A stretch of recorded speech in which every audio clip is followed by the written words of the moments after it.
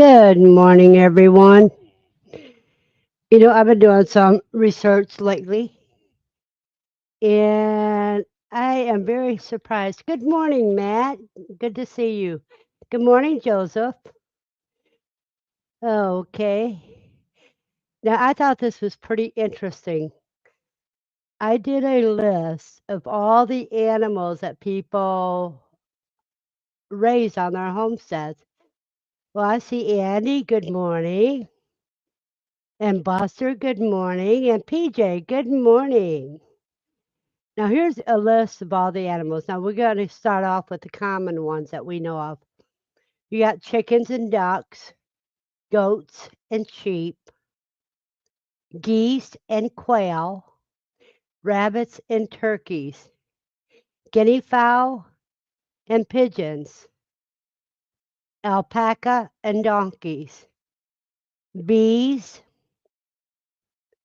But some people raise ostriches. Then you got emus, minks, and reindeer, camels and yaks, llamas and bison, peafowl and mules, pheasants and silkworms, water buffalo now and caribou. Now they're not in the States area.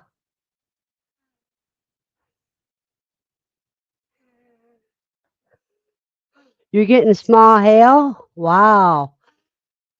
Bus has got weather in Lawton. I don't know who posted that right now. Conditions are thunderstorms with temperatures of 62 degrees. The wind is blowing from the northeast at 14 miles per hour, and the current humidity is 97%. Oh, wow. Good morning, Jennifer. Good to see you. Gazebos like PJ has, and some people farm alligators, kangaroos, and coatis. Cotis. I don't know what that is.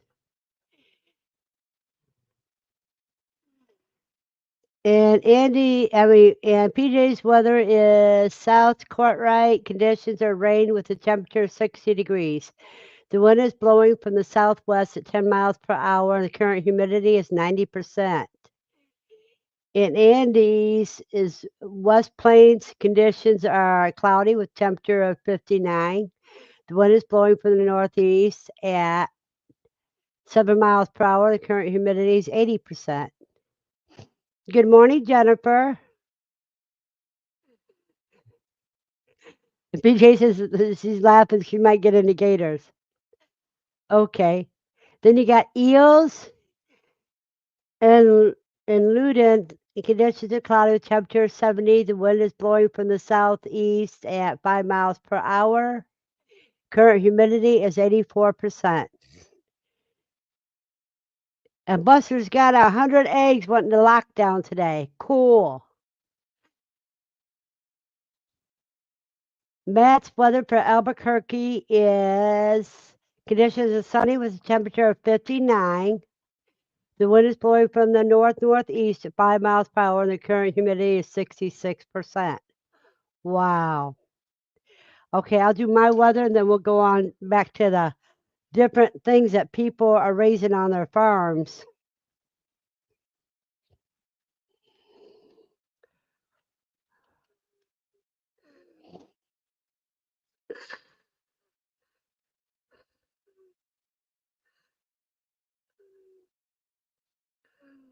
You and me both, PJ. I struggle with that. It gets depressing for me.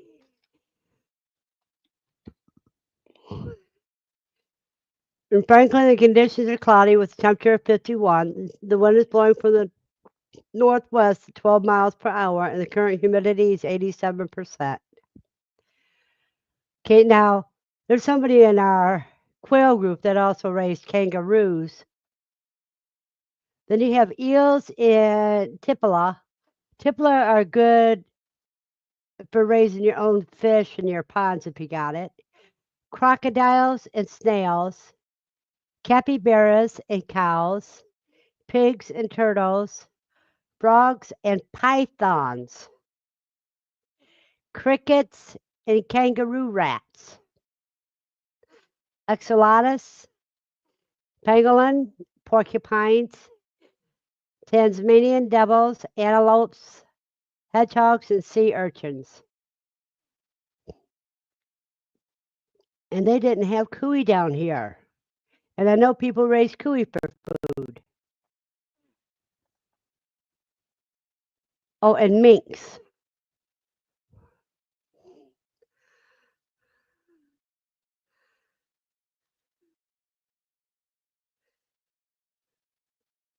Yeah, I know that. Always tomorrow. Good morning, Erica. And PJ's baby goats are 2 weeks old. Congratulations. How many goats do you have now? Baby goats. How many kids do you have, PJ?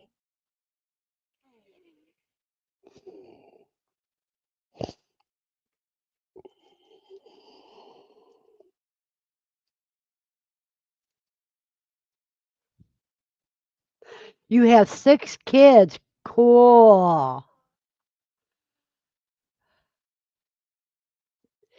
That is just wonderful, I think.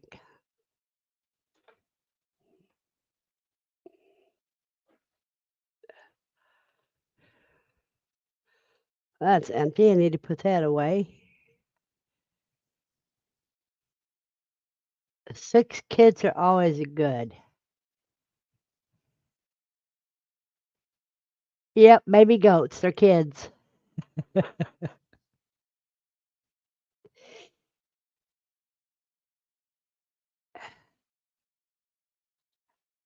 Diva, the goat that had the miscarriage, is doing good. I'm glad she's doing good.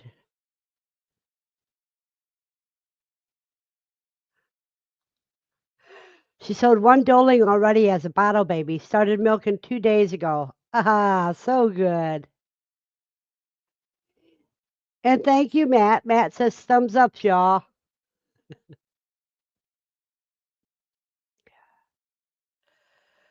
Oh, I'll be right back, you guys. I gotta go blow my nose, but I gotta go get something to blow it with. Hold on.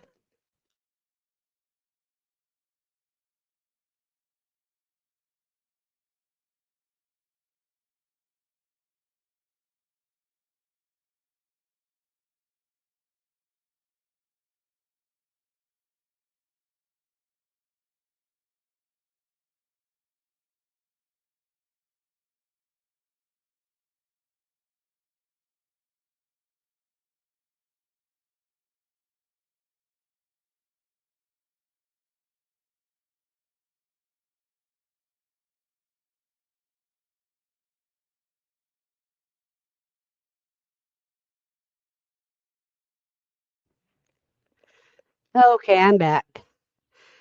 Now, I do not know what has changed, or maybe it's because I'm getting old, but I am tired of allergies.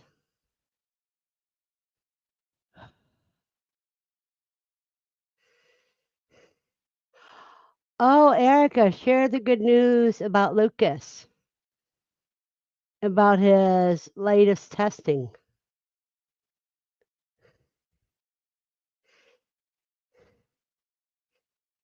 and how old he is now.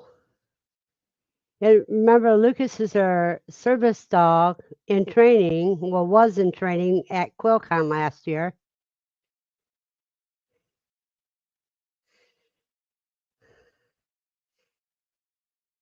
And he's come a long way. And he's wanting to fire up the GQF this year and keep it running all summer. Well, you better get busy, Andy, because you know at our age, it goes farther and farther. Yeah, but he did pass one test. He's got his his good community award already.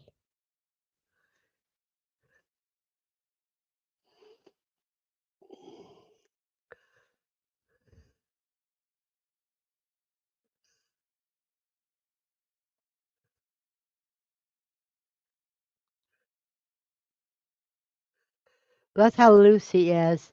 Except for other owners don't understand that her barking isn't that she's being aggressive. She's just trying to say, "Come play with me."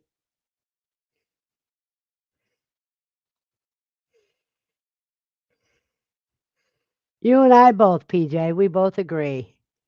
He's got his Canine Good Citizens award already. And at his young age, that's pretty good.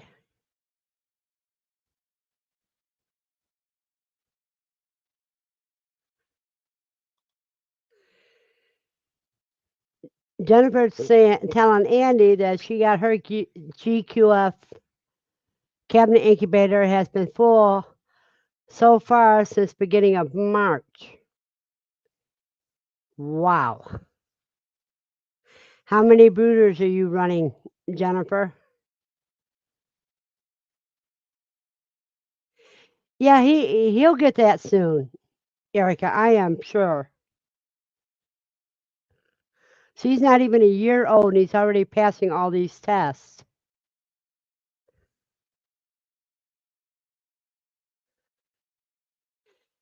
Okay, two brooders going. Good morning, Oops. Glad to see you.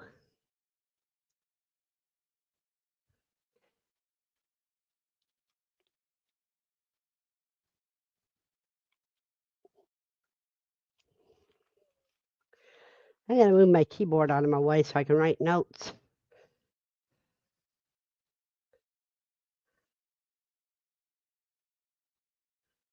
If I had better luck with rabbits, I might have been hatching more. Maybe you need to put some eggs in the incubator, then do some breeding. What came first, the chicken or the egg? Well, maybe the rabbit's saying you need to incubate some eggs so we know it's time for us to breed.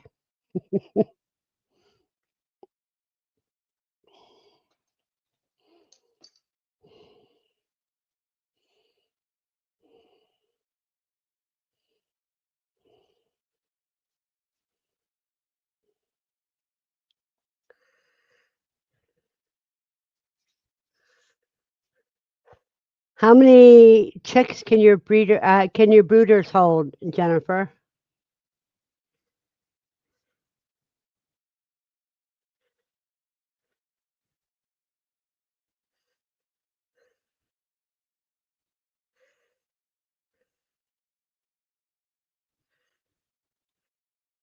Robin's a trainer, if I remember correctly. She said she's comfortable with me taking that in training patch off.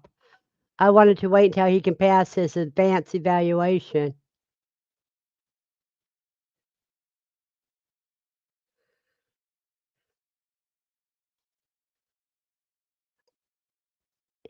Andy has a puppy, and she's going to get him on a homemade dog food diet, so I'm going to need the quail and rabbits for sure.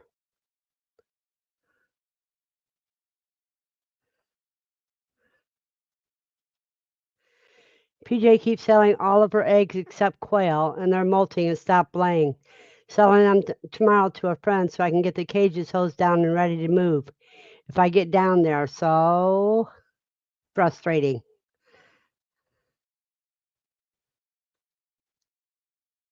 And Jennifer says she's been lucky enough to be able to sell her chickens and turkeys as soon as they hatch. 288 chicken eggs, Verna. Oh, wow. Congratulations. And keep going, Jennifer. You sell enough hatchlings, and you may be able to feed all your poultry for the rest of the summer.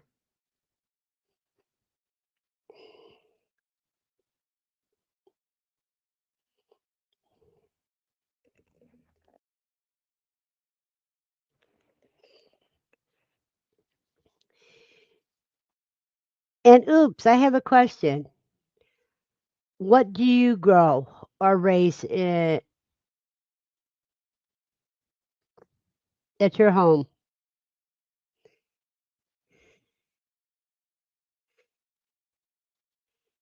And he says, we're getting the quail house going up, and I will be able to move all the quail cages into it as soon as it's done. Congratulations.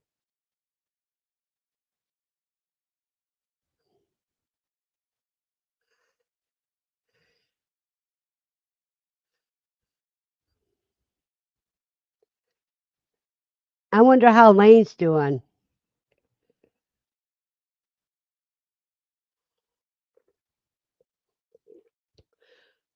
Poor little man broke his arm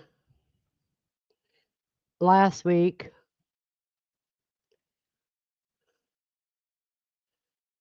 Now I wonder if they put him in the cast or did whatever they have to do to fix it for him so he can heal good.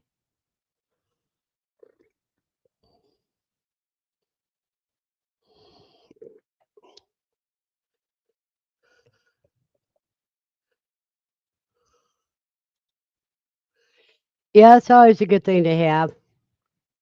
Have room for everything and everything with its own area.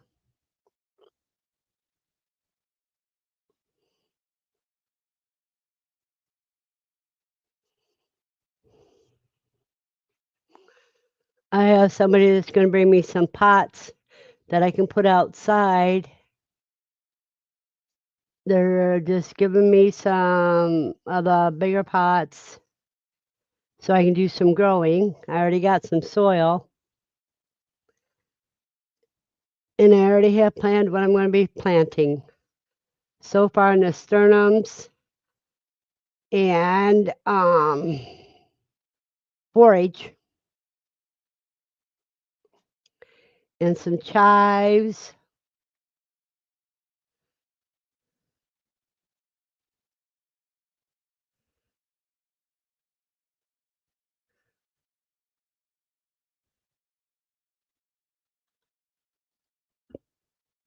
And he says, when the neighbors ask what we're doing, I just say it's a greenhouse. Yeah, we're gonna put a lot of good stuff out here. I won't have sweet potatoes this year because my slips didn't come up.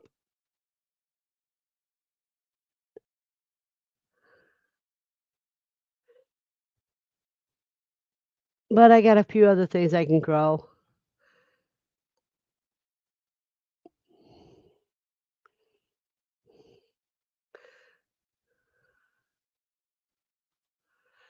Well, it says they have almost anything: chickens, duck, geese, goats, sheep, turkey, guineas, horses, and pigs. Just getting quail and rabbits. Daughter wants emu. Grow just about everything, fruit and vegetable that will grow here. What area are you in? Oops.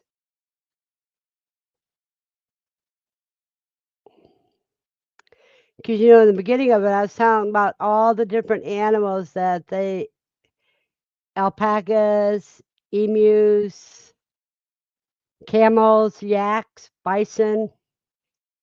Okay, we know about the common for the states are the chickens, ducks, sheep, goats, geese, quail, rabbits, turkeys, guinea fowls, pigeons or squabs, alpaca, donkeys, bees.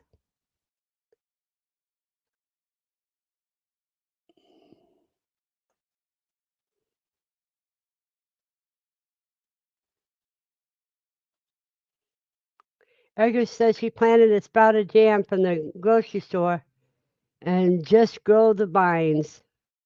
That's your good source of greens for you and the animals.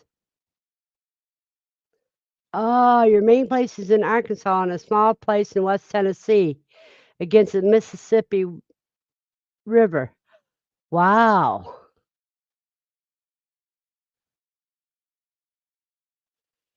Yeah, the leaves are edible and they do make a pretty house plant, but they're also great. Those leaves are great source of iron. It's a good substitute for spinach, and it's not toxic to any animal at all because they're a nightshade. I mean, they're not related to nightshade like tomatoes and peppers are. They're more to the morning glory family.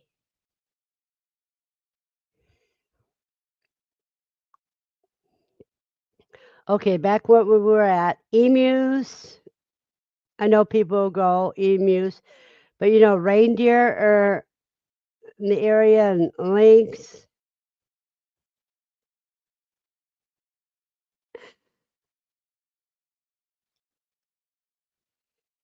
Yeah, Valentino loves them. You may want to tell everybody who Valentino is, Erica.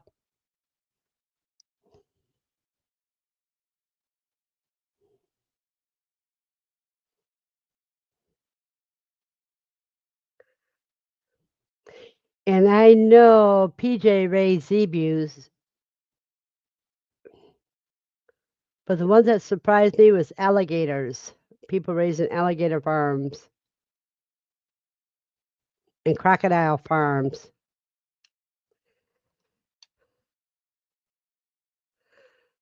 Ah, okay, Valentino's your bearded dragon.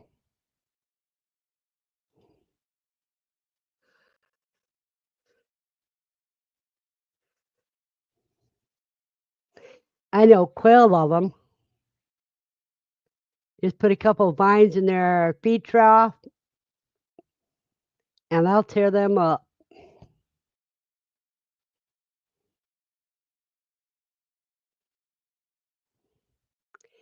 And if you want the pretty orange um, yolks for your quail eggs, that's what you do. Feed them some greens.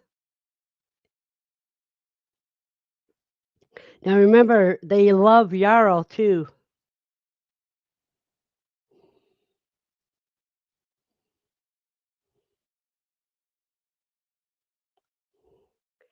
And remember, when it gets warmer and you give them watermelon rinds to cool off with, don't panic when you see their red faces. And just remember that you gave them watermelon. Somebody's not being murderous. Because the first time I did that, I went in and looked at my quail and I seen them with all red faces. And so I'm looking around for the injured one. And then I remembered, oh, I gave them watermelon. Yes, they love yarrow.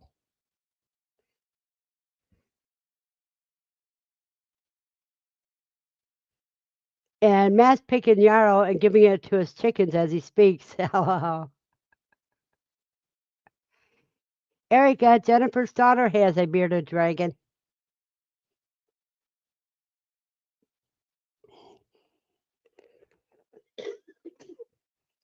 Give it to some of your quail, Matt.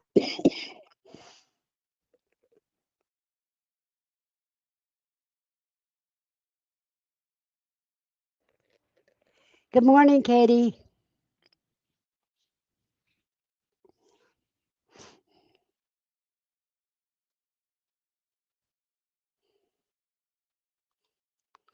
Oh no, it was raining so hard there was a cottontail rabbit washing away.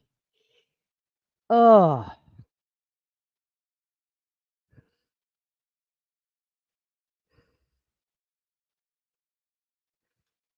Katie says we got some comfrey plants to add to the green gardens for the chickens.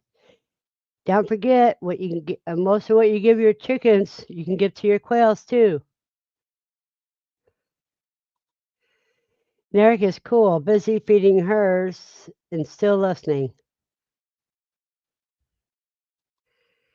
Yeah, Andy says her grandkids call Yarrow the Band-Aid plant.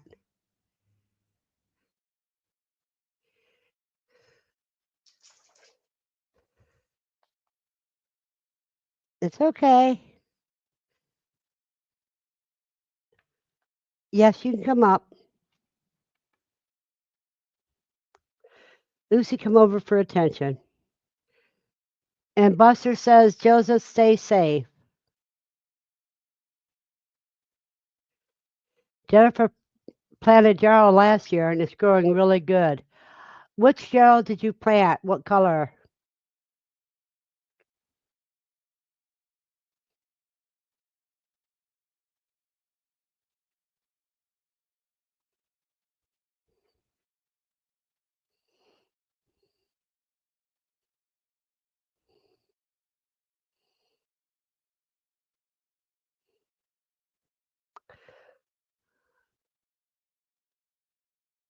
Oh, white yarrow. Okay. And Matt, what colors do you have?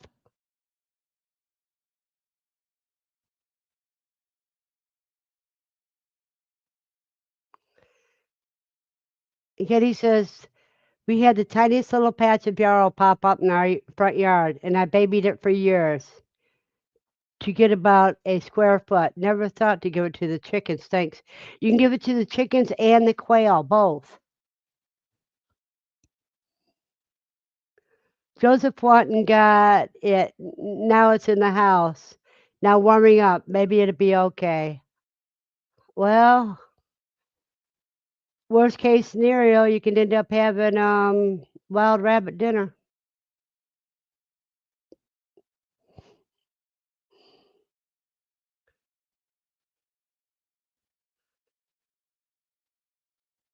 And Matt's got purple, he's got yellow, and he's got white. And he loves his yarrow.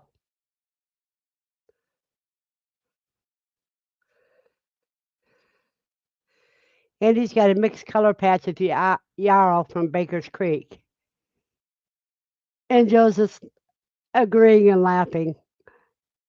See, that's how I think about things, Joseph, is you try to save what you can save, and what you can't, since you know what recently died, you can still process it. I mean, it's got to be a meal for somebody or something.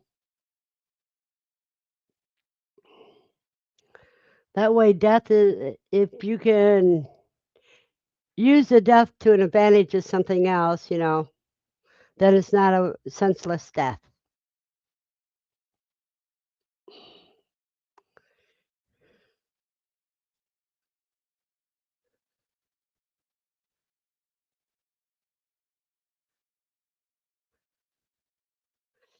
I do have to take time. Yeah, to be very moist. Wouldn't take anything to skin it and put it in a stew pot. It's already wet enough.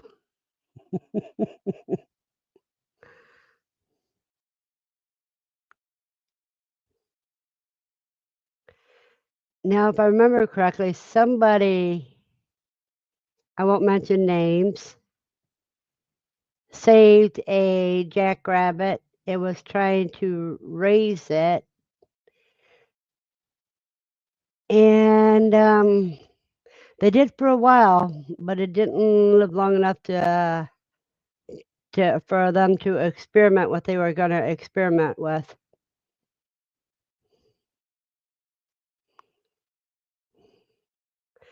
But I've since learned that jackrabbits and domesticated rabbits cannot interbreed.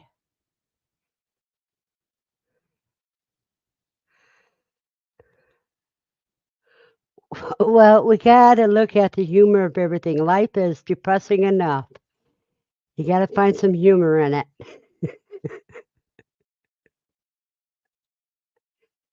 That's how I keep from getting depressed.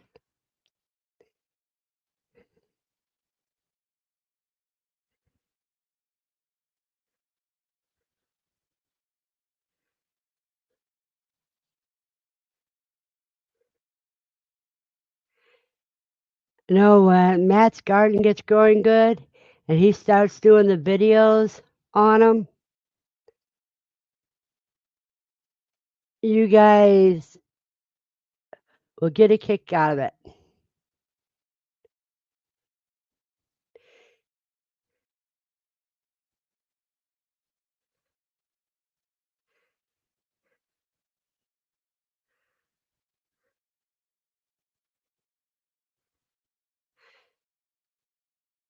You know what? I need to fix something here.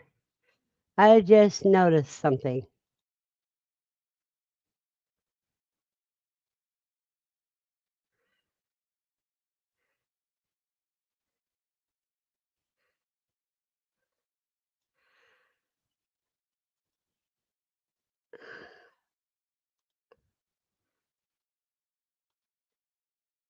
Give me a minute.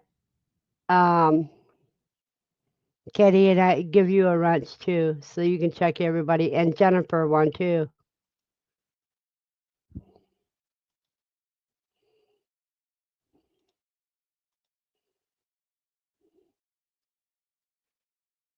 Jennifer, no,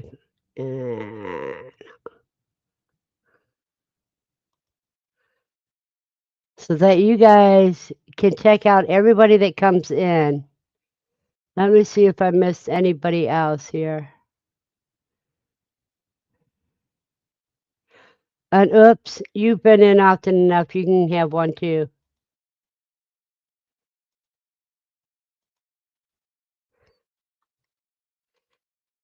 There we go.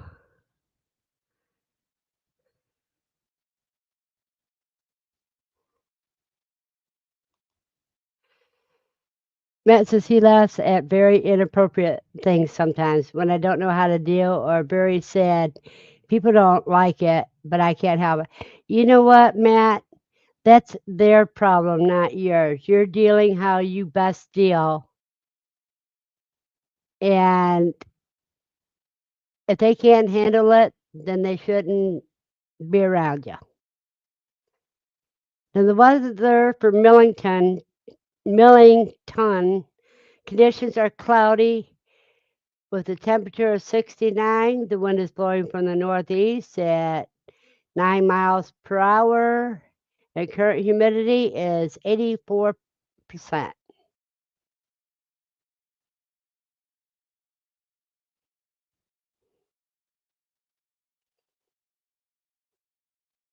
Now you can also type in exclamation point quail and quail and to drop your links. And you're always welcome to do that.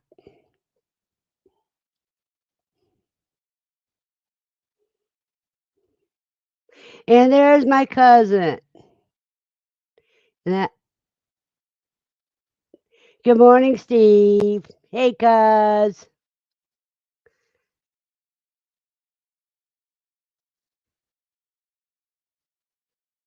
Exactly, Katie.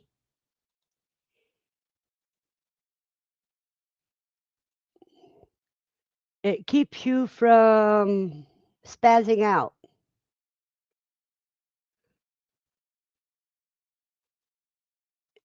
Oh, you stay safe, Erica.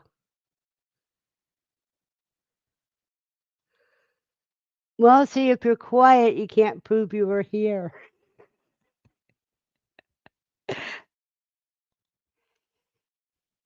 That Annie has a daughter that does that too. She used to get in a lot of trouble when she was younger. Then I realized what she was really doing and was not being a jerk.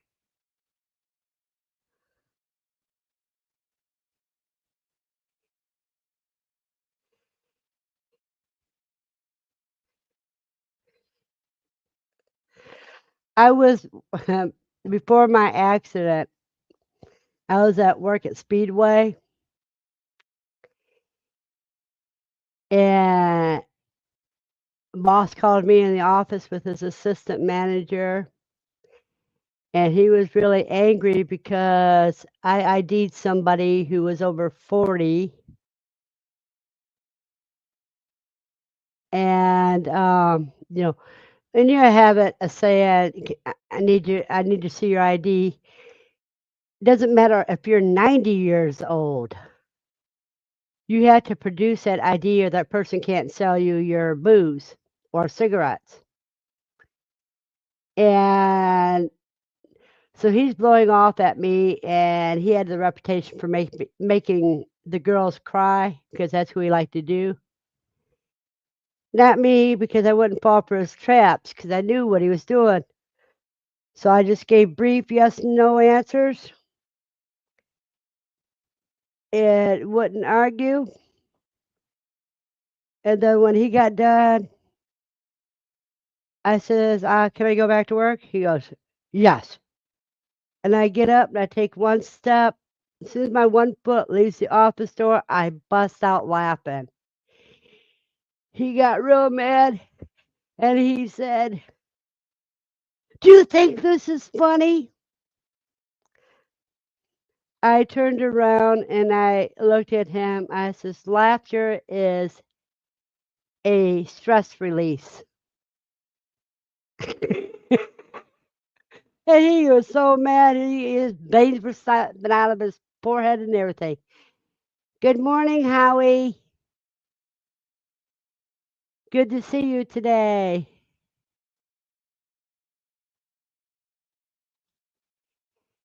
Matt says, when people get mad when he IDs them, I tell him, I assure you, you look old enough. I'm just looking for the expiration. But see, what he didn't realize is just before I moved down here, the grocery store I was working at was busted for an ID violation. So all of their cashiers had to go to the ATF's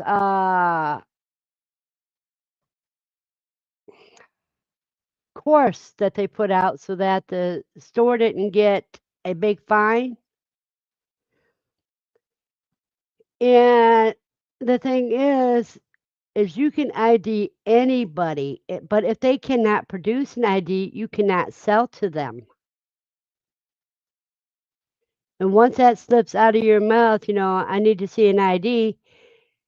If they refuse to sell you an ID, then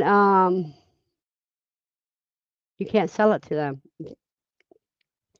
Another thing is when you suspect that they're going to give it to their minor child that's with them, you can ask for both IDs.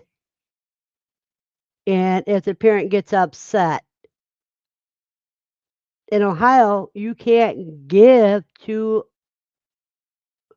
children at the store.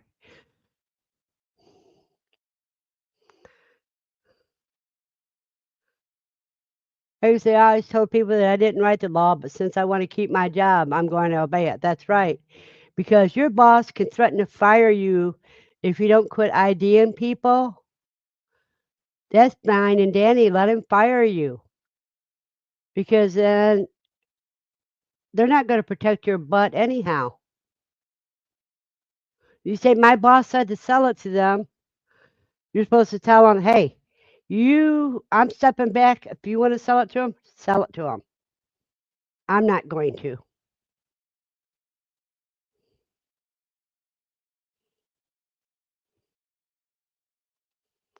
Matt says, I'd rather be safe than sorry. People can buy a lot at lots of places. That's right.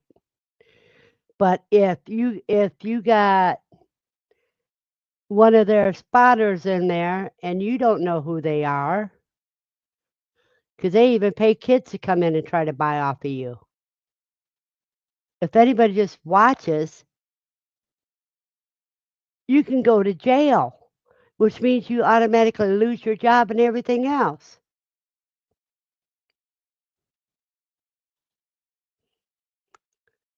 He says you can get rude, vain people upset by telling them that you don't need to see an ID. Yep.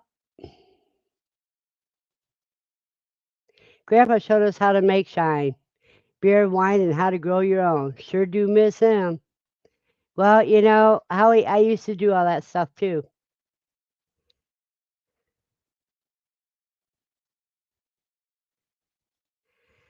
Exactly. And then when you get somebody that's upset because they're getting complaints, well, handle the complaints.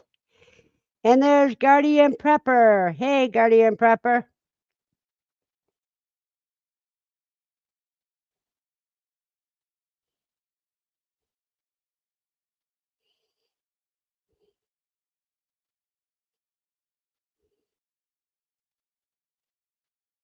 I got to catch up on these names here.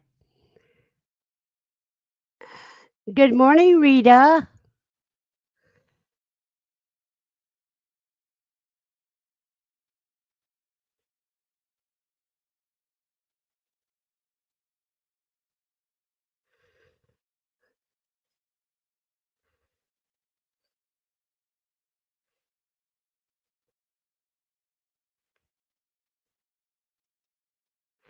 Well, if they get busted, that's their problem.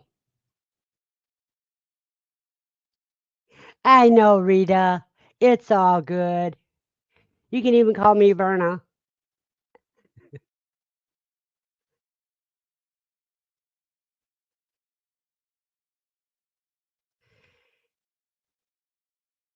And Rita, we like silliness, so you're safe.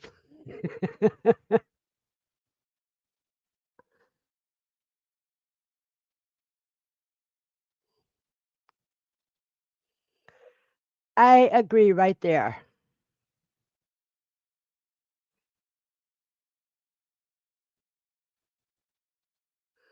Aw, tell her she's finally look like she's growing up.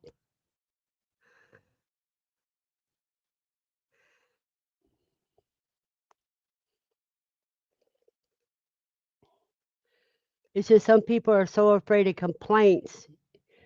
You know, people complaining because you're doing your job. But if you don't do your job, you're the one that goes to jail, not them. And the company you work for ain't gonna will want you to go to jail, so they don't look bad.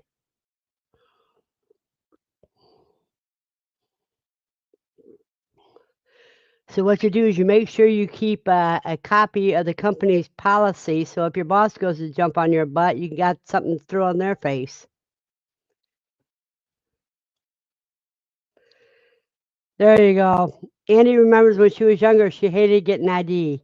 Then I stopped getting ID. Then after 40, one day somebody it's me, and I was like, "ID, okay, ID'd you. Thank you. It made you feel young."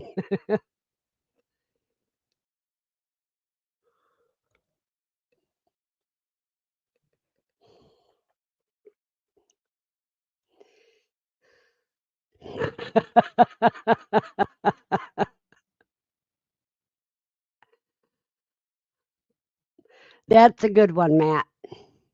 But see, that would not be a valid ID. ATF, if an ATF agent was in the store.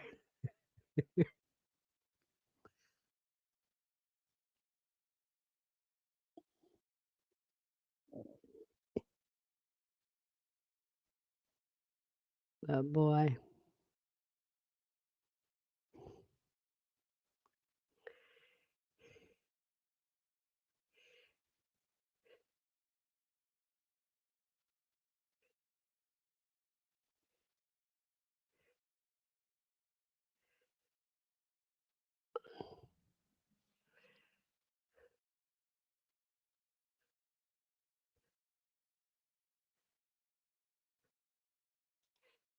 Because they're trying to predict what you're trying to say.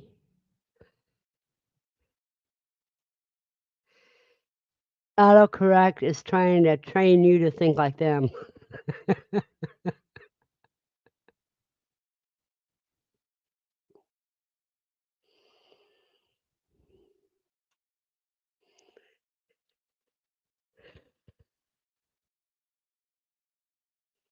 See, Jennifer's husband's 76 years old, and they still ID him.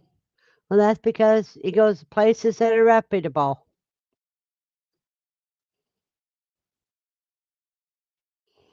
You know, it's so funny this morning's walk. I stopped at my favorite morning stop at the beauty slop. Oh,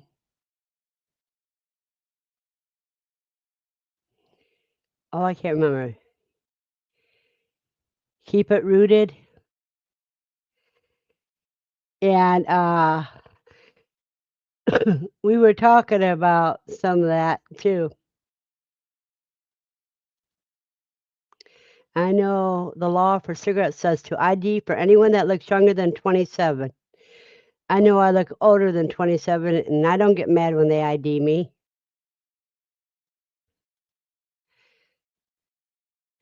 That is a good question, Matt. What is the next animal everybody wants?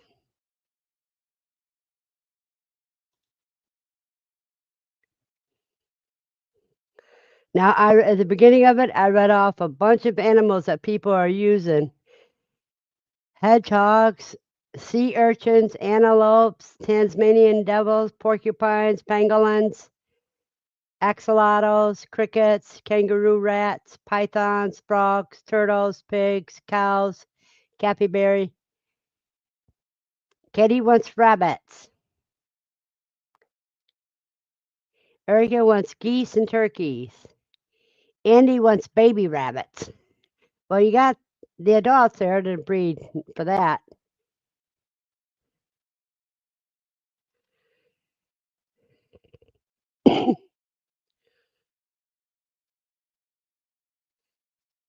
Yeah, pangolin.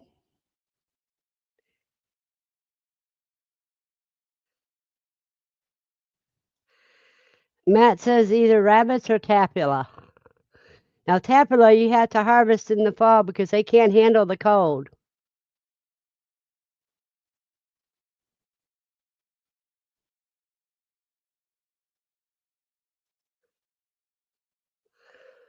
Well, if you're good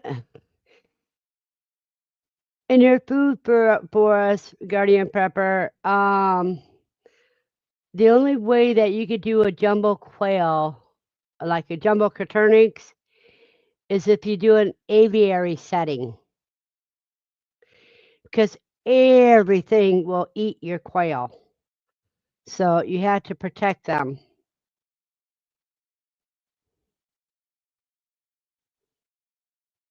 And jumbo simply means anything over, it means over 10 ounces at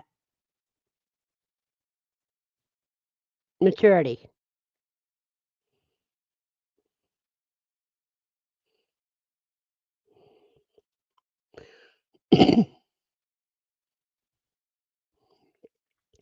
I figured out from egg to egg is 2 months. It's 60 days.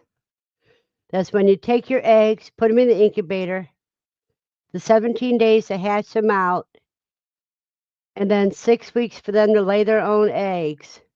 That is a total of 59 days. So you might as well say 60 days. You got a good one.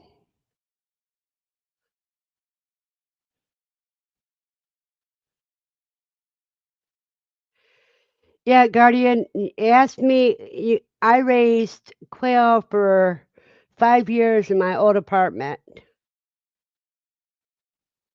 and I know a lot about quail and rabbits and cuy. Cuy's another thing you can raise. And if you want to know what a cuy is, it's just a guinea pig.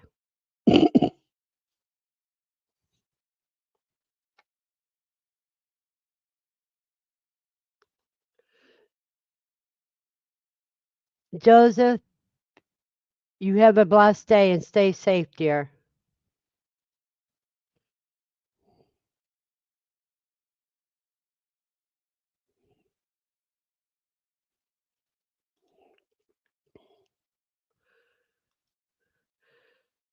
And Katie says, oh my God, that's genius, Matt. Okay, I'll have to seriously consider this now. Thanks.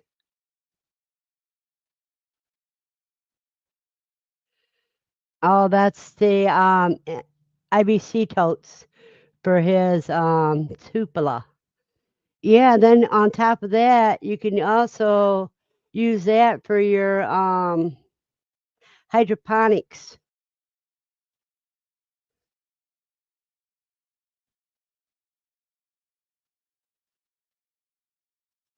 That would be great, Guardian. Email me at veyoung55 at gmail.com and we can exchange things that way and we can get that set up.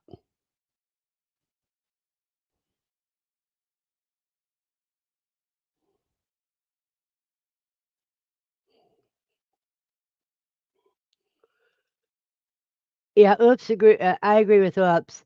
Before tilapia, he would do bluegill and beam or even catfish. They're great too, and they survive through the cold.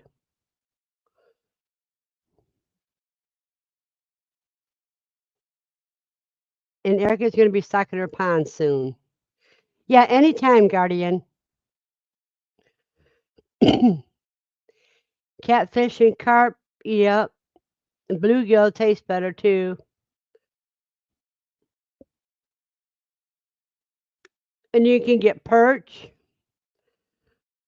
Um, of course, you can get the trouts and that, but that's going to be expensive. Then you don't know what all the ducks and everything are going to bring into you because you know they carry some eggs on their legs when they go from one place to another. Also, bass is a good one too.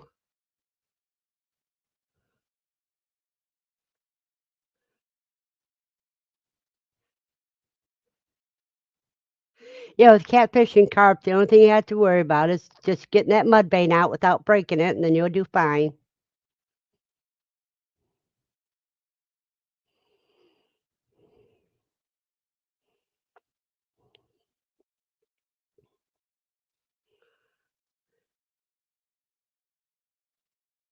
That's what I was trying to say, Andy, is that since he's going to be using IBC totes for the cupola, he can also put some plants in there, and that'll help with the oxygen and everything else, and start cleaning the water somewhat.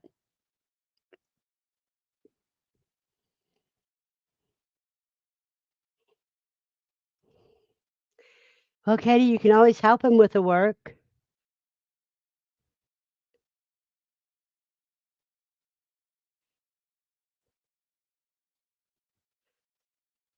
Well, you needed to get yourself a good rifle and get that gator. And that way you would fill your freezer with some gator meat and some leather. You could tan that leather of their hides, and then they wouldn't have been able to eat all the fish. Good morning, Sue at the Butt Files.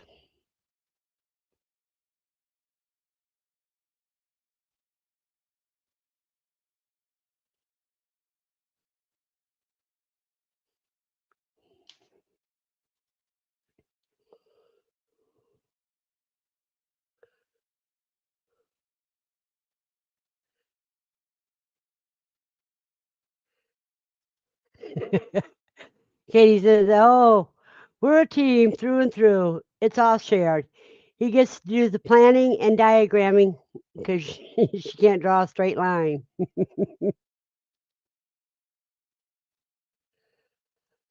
Okay, that's was before you moved down there.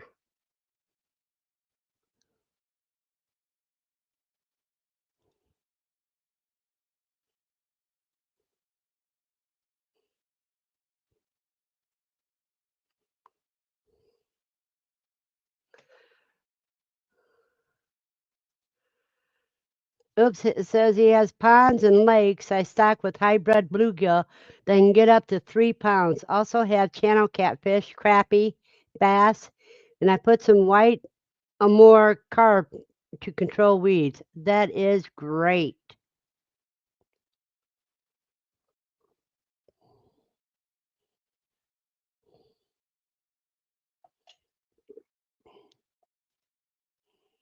Oh, okay. That's also a thing to do too.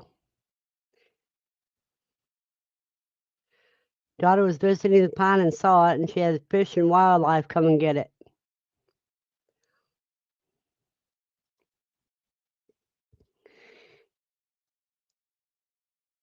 Andy's agreeing with you, Katie. Sound like her husband. I watch YouTubes and then do it. He says, "You and your videos." My response is, "At least I do something with the videos I watch." He watches cat shows, and the old car still looks old. Because I love your humor.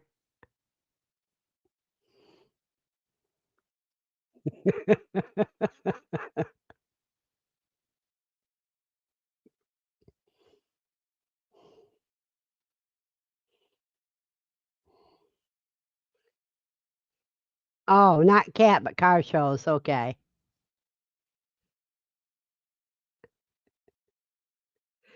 Well, they're just about as useless as cat videos.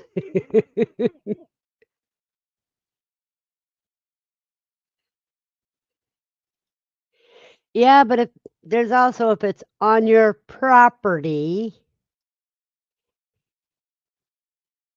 you have a right to protect your livestock, and fish being one of the livestock, that's debatable. Have a blessed day, oops.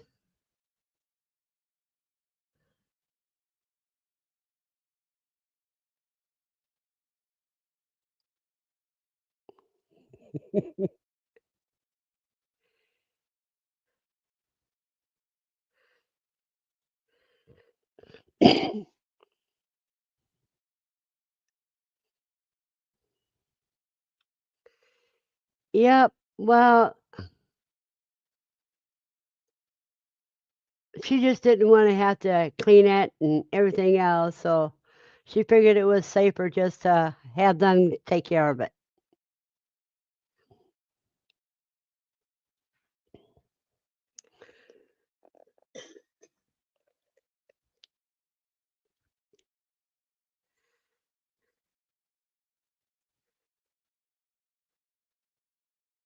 But things sure are funny.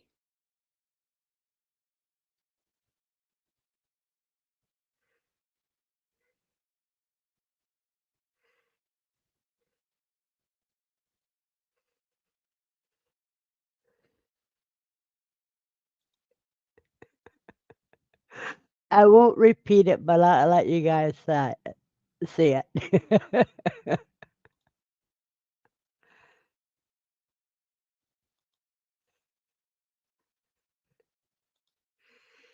See, if it's on your property, that's a different story.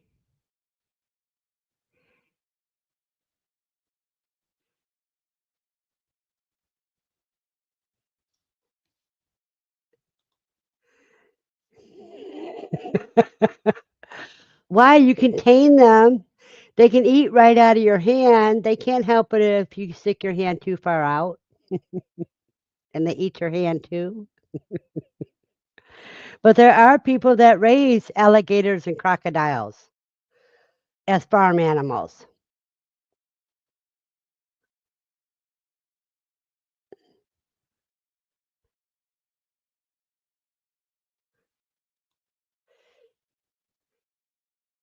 And Howie's still here.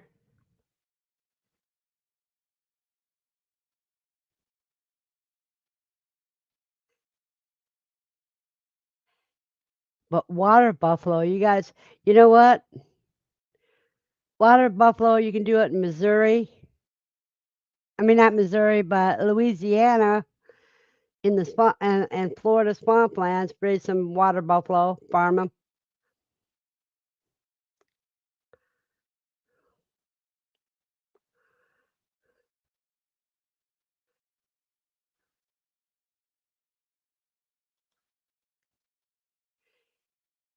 Apparently, they got to be one of them. Okay. Funny thing, Erica's husband is named Andy. Yeah, Erica's husband's name is Andy, and Andy Rabbit's. And Katrina's channel that she's got an Andy D, and I forget what his name is. No, it wasn't Katrina's. It was slightly redneck.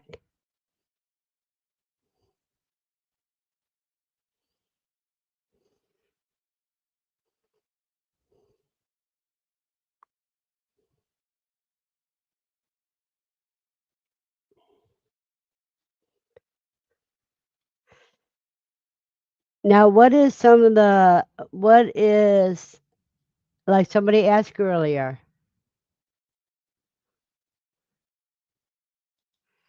Yeah, it does get funny.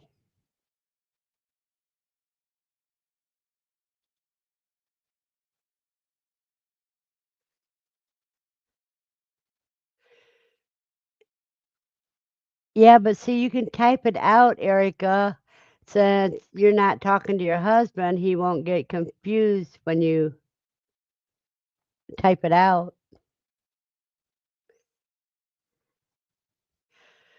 What is the strangest animal that you guys have ever raised or that you would like to raise on your farm or your homestead?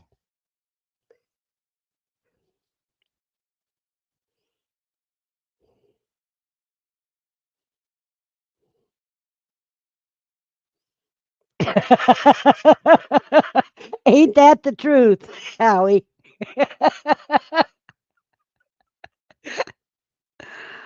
Oh.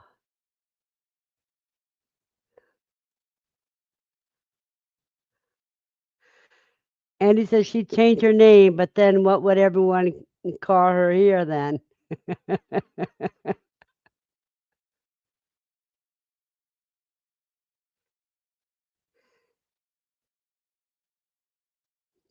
Well, you know what you could always do, Eric? You could always say my Andy when you're talking about your husband, and just Andy when you're talking about Andy Rabbit.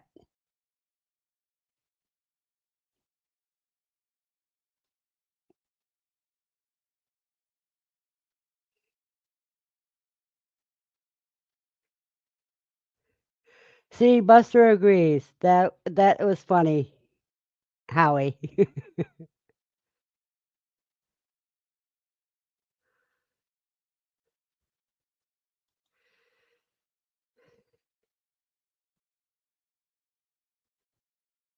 Used to have a 10-foot Colombian red-tailed boa named Zeus. We had to make sure my sister's 800 min pin was nowhere near when he was out.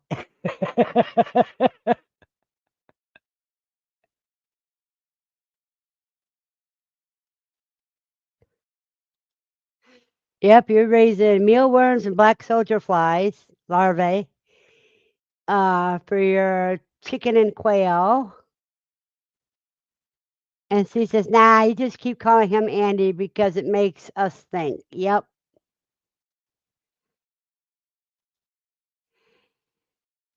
And Katie says to Howie, feral kids are the best kids. Yep.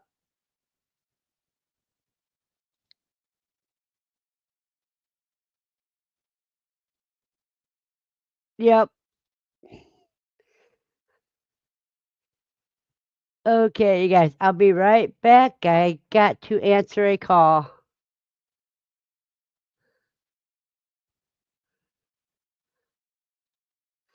Put this up here so I know where I'm at when I get back. Excuse me, Lucy.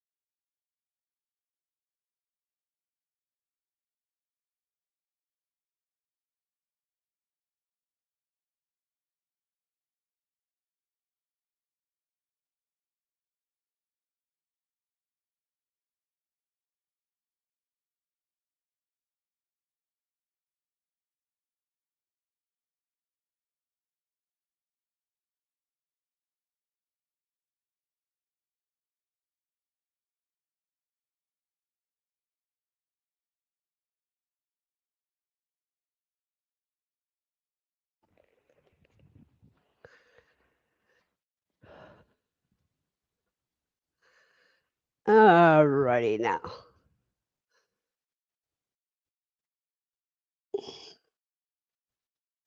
This is not livestock, but I had everything from spider monkeys to iguanas, bred and sold axolots, angelfish, and chameleons, and a lot of other things. Well, what I'm thinking about is anything that can generate either income or food for your homestead would be considered your farm animals.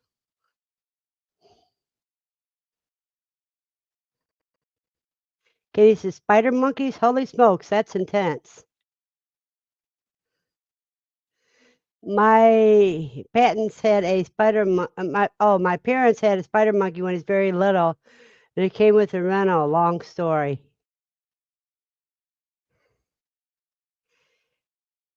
And he says, I never had a monkey, but if she's had everything else. It was scary as a small child.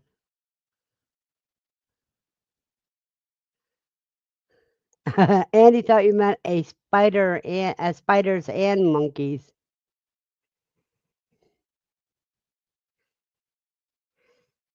Can I count my brother-in-law as an animal? Moved out this weekend after 7 years. Woo. Did he generate you income or just keep eating your income? That's what matters.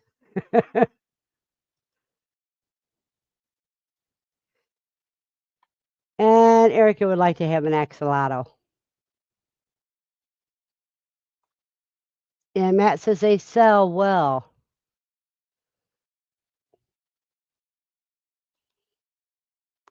And he says she had hissing cockroaches once.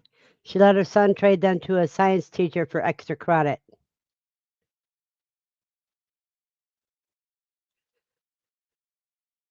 Erica says I would be counting my son because money instead of generating it. See it. Steve says an axolotl is a type of salamander.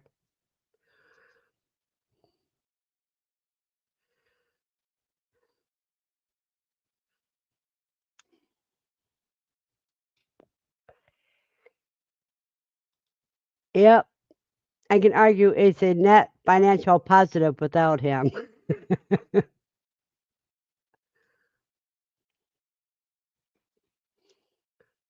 See, you raise things for one or two reasons. One is to generate income to help feed your family or to actually feed your family.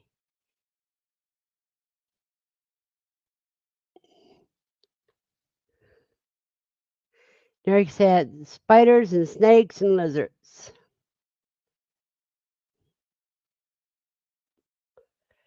And her kids had scorpions and frogs. You know, you can do frog farming and raise your own frog legs.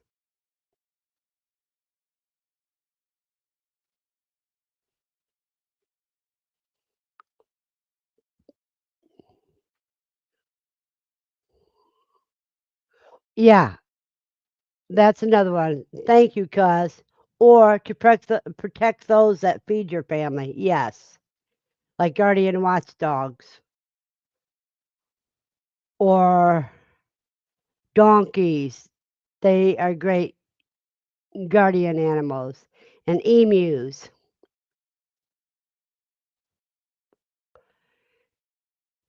Alpacas and llamas can do the same thing. But you can use alpaca and llama wool as well as sheep wool because sheep can feed you and clothe you. Alligators can feed and clothe you. I mean, you have leather from their skins. Rabbits feed and clothe you if you make use of every part of the animals.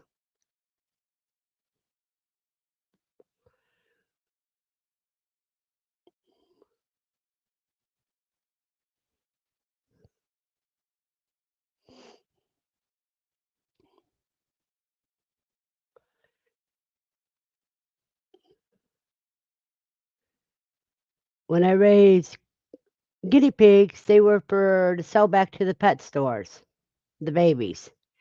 When I raised cuies, those were guinea pigs that were my livestock for food.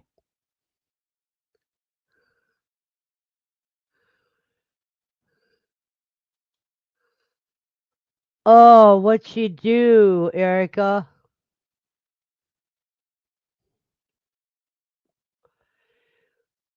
What animal did she turn on? Buster has gotten 5 inches of rain in about 5 hours.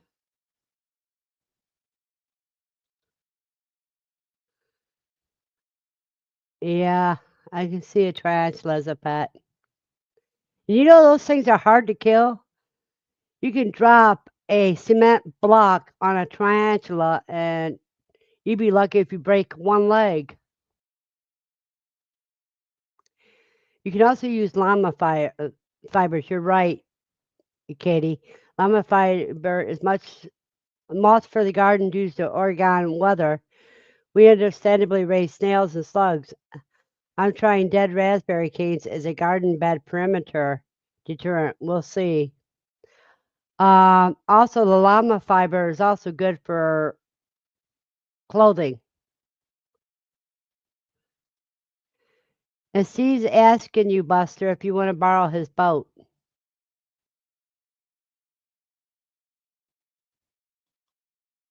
Uh-oh. Yep, time for her to move on.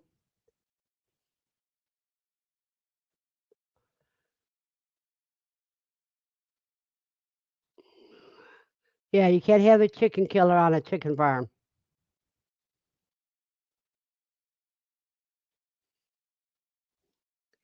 And Lawton's got 8 inches in that much time.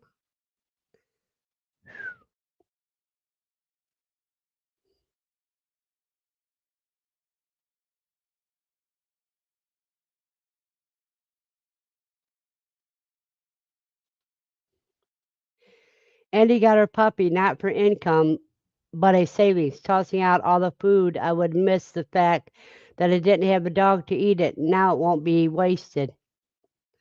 Cool. Yeah, and if you got young kids, you need a dog to clean up underneath those high chairs and that. Steve, I have one, but I might need another. Andy wanted to shoot her. I don't want her dead, just gone.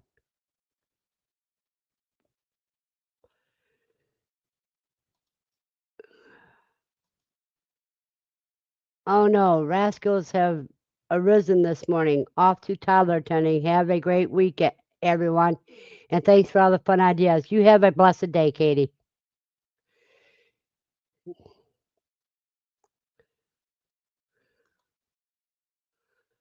Look for a boat in Texas. They're going cheap right now.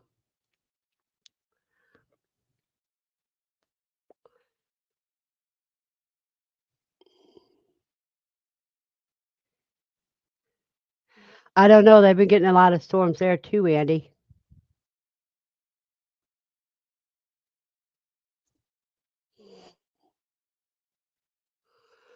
All the storms that I've been seeing on Ryan Hall, y'all, they seem like they're anchored in some part of Texas.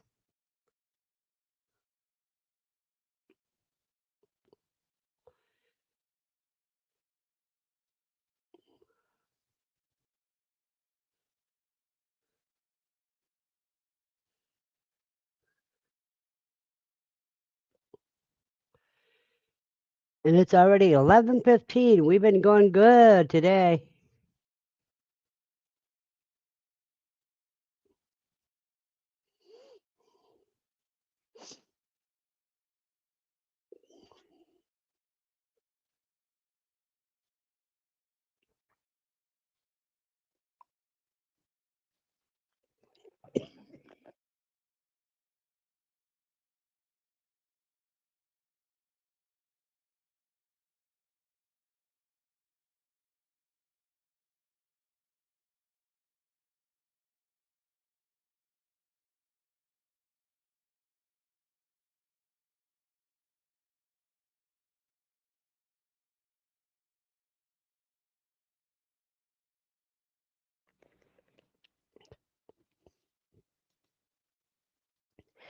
Where I was told the boats are going cheap is around Austin and San Antonio.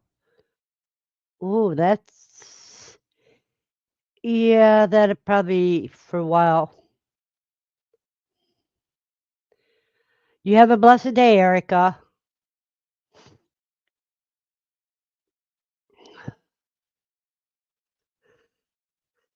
Yeah, we get some brainstorming going, Matt, and that's good, I think. And some humor.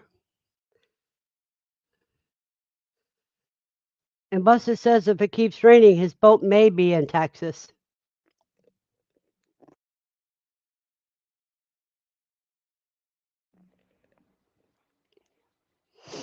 Now you're gonna float on down to Texas, huh, Buster? Buster, what new animals do you have on your homestead this month?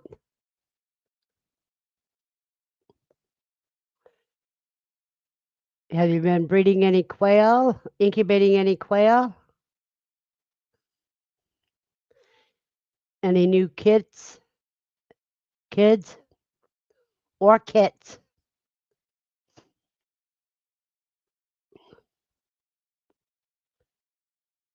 or lambs?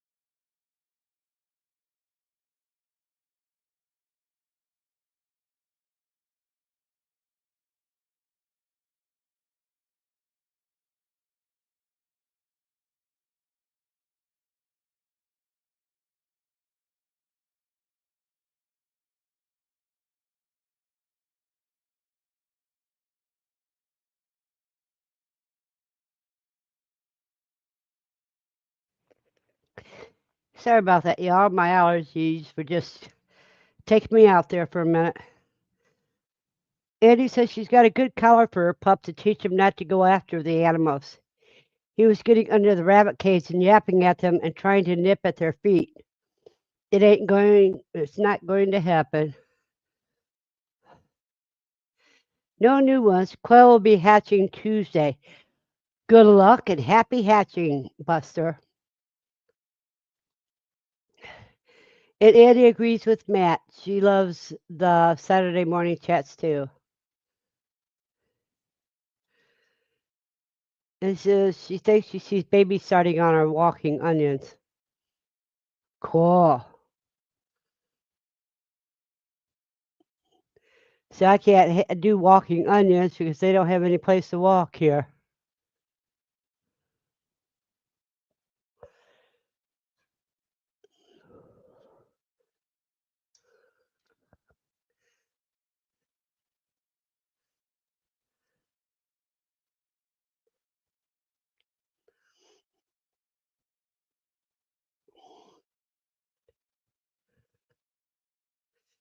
Matt, have you been looking for those rabbits yet?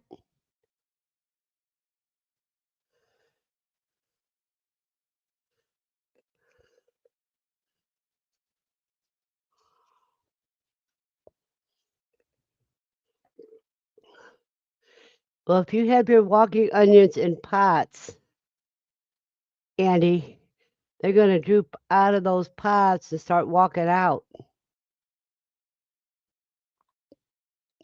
Yes, the bulbs start on the tops of the onions leaves, then they fall down and plant themselves. So yeah, they get bulbs.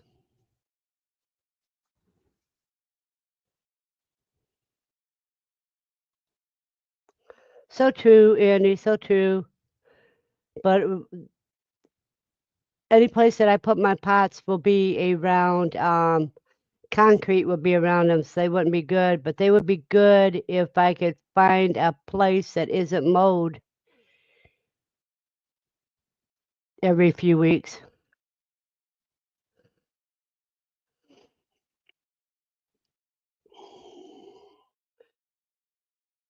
And Andy answers Steve and says it's more like green onions.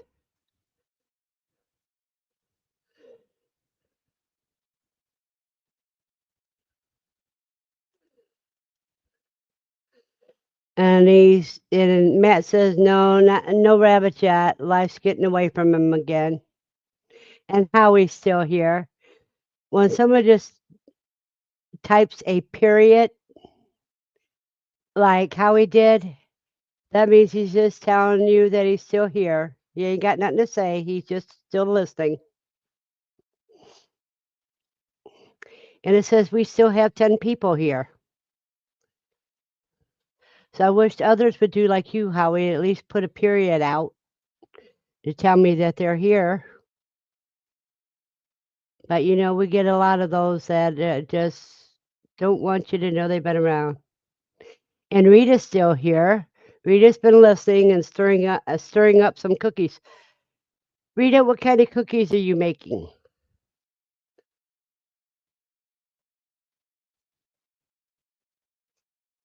I've got a good recipe, if I can find it, of boiled cookies, which is a type of no-bake cookie. And I moved that and I got to find out what I did with. Here it is. Boiled cookies. You need a half a cup of butter, 2 cups of sugar, a half a cup of milk, 3 tablespoons of powdered cocoa. While you bring to a boil while stirring the above mentioned ingredients, you let it boil for 1 minute, remove from the heat.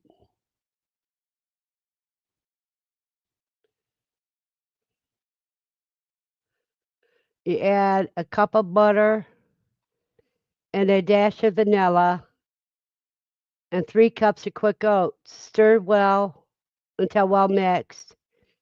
Then you scoop with a small scoop and drop onto parchment paper and let them dry.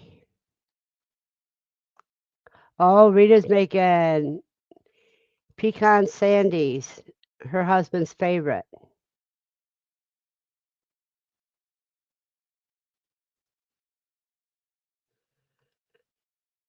And he says she has them in a pot because she wanted to get them planted right away. She wanted to plant them with her asparagus, but then read it's not good to plant together, so she will find a spot.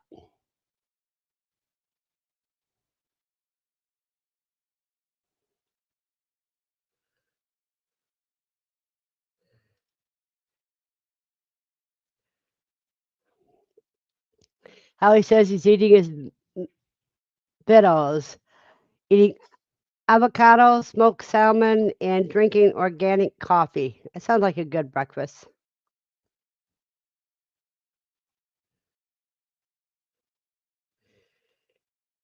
Yeah, Rita says she's made the no-bake cookies all of her life and she loves them.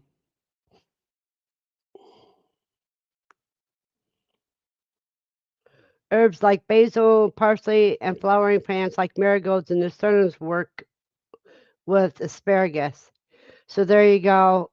Steve told you, Andy, what you can plant with your asparagus. Good morning, Nikki. She's labeling all of her jellies she just made. What kind of jelly did you make, Nikki? And Lucy's coming up to say good morning, everybody. Lucy's got a hard lump on her shoulder. That's a new one.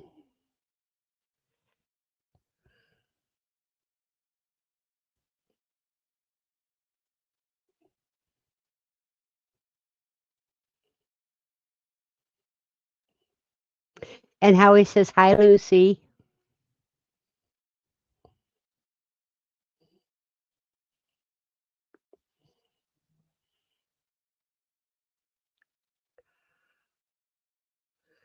And Andy says, hello, Lucy.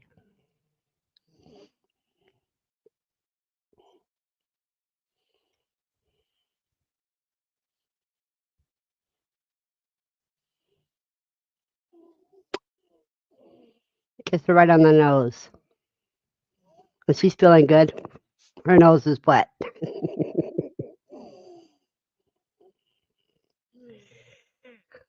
Wild violet jelly.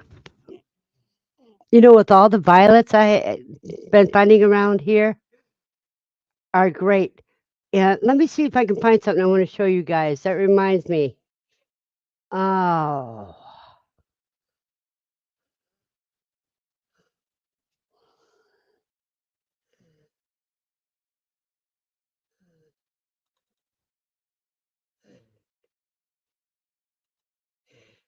okay. Let me find it here.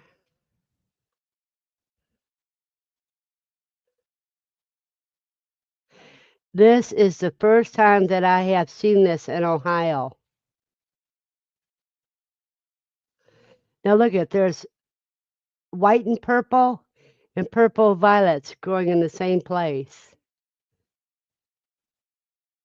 And I want to see if anybody can guess where I got these pictures from. See, look at this. White with the purple, and then you got the purple, different color purples.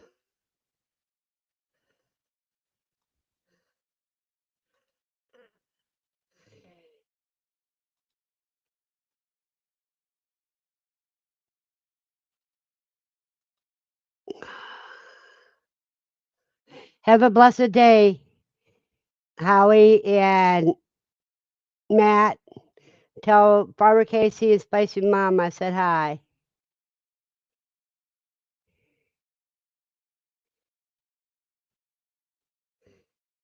And Andy says, hubby says, Quilcon, you're kind of right.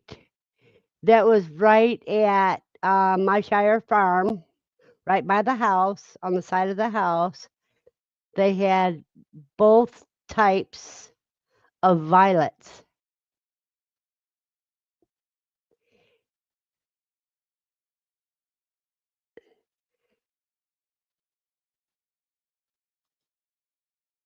No, your hubby was right, Andy. It was at my Shire farm, right by their house. When I was with my daughter and I went to Jenna's house to give the shrugs to Jenna and Madison. Yeah. So those are a lot. Now, around in Franklin, the only ones I've seen was the purple.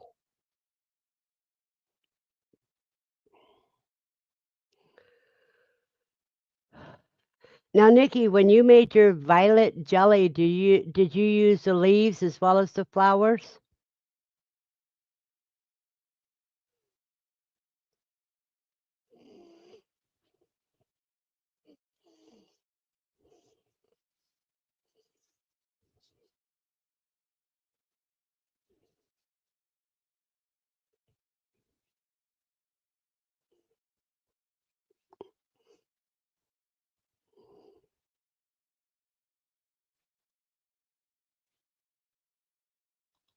I know they're so rare.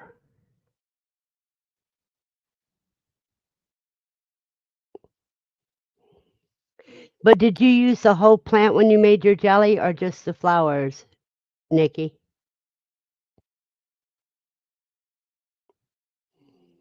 And you know you could make it into instead of into jelly, you could make it into syrup for cough syrup because it's a good cough syrup.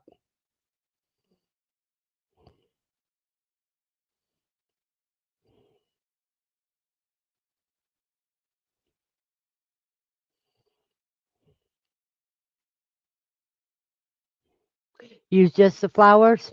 Okay.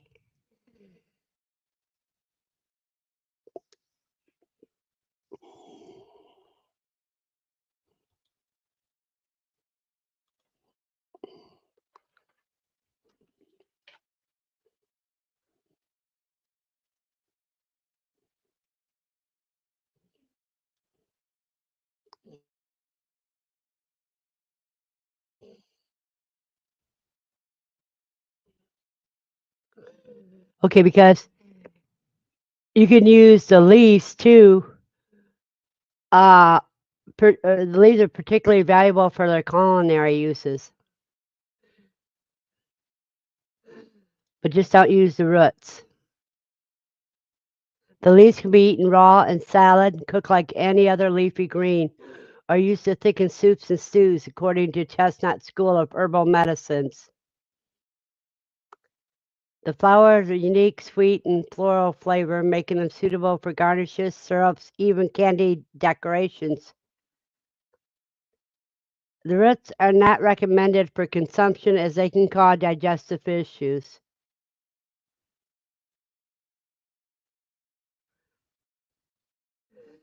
And you don't want to get them mixed up with African violets, which we don't have.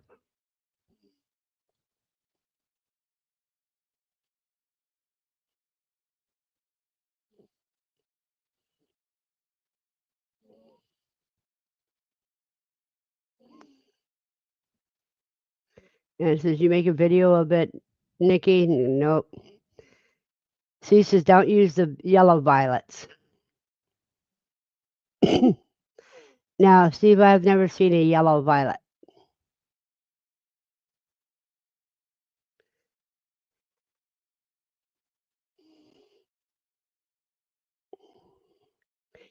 Well, it looks like I'm going to have to get my basket out and go harvest some violets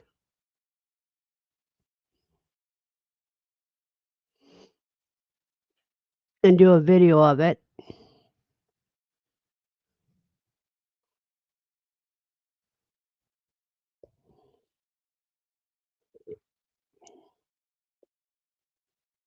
When foraging, you don't want to take no more than 10% of anything from an area.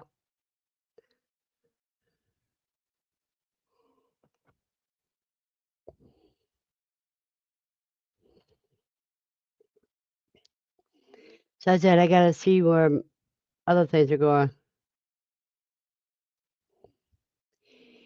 Yeah, the greens can give the bitterness to the jelly, but the greens are good to use as you would spinach or any of the other types of greens. You can salad or you can use them, cook them like you do other greens. But since jelly, you want sweetness, you use mostly the flowers. There you go, Nikki. Andy wants to know how many flowers to make how many jars. In other words, she wants to know how many flowers you used, what measurements you used on flowers.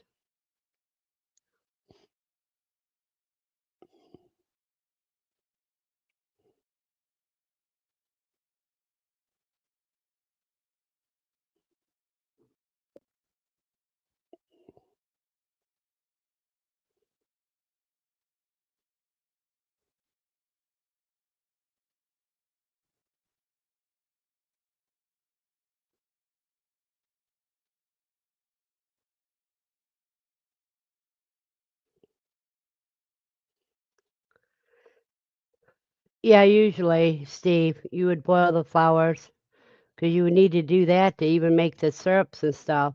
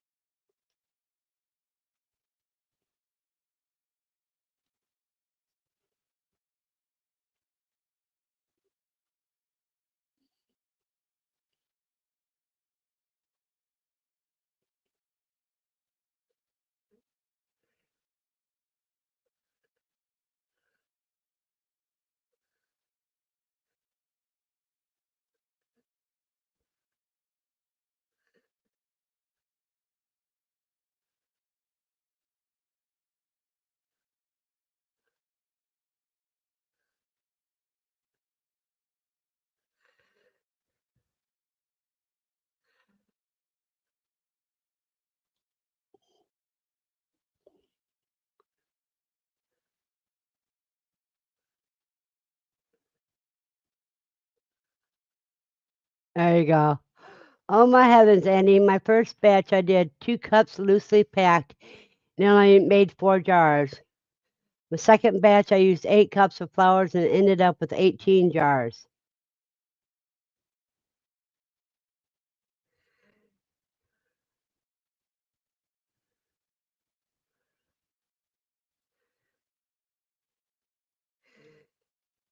Now Andy's asking you, do you put whole flowers in the jar for looks?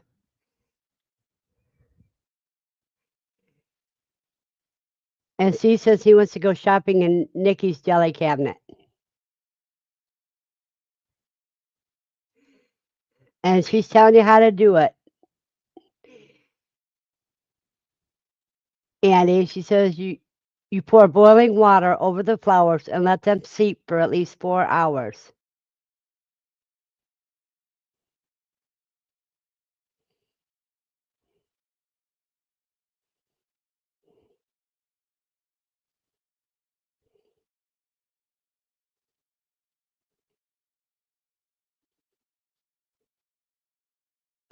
Nikki, can you come up?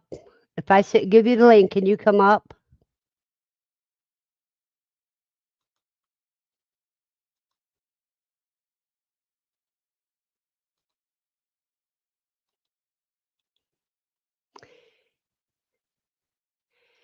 If you can, here's the link.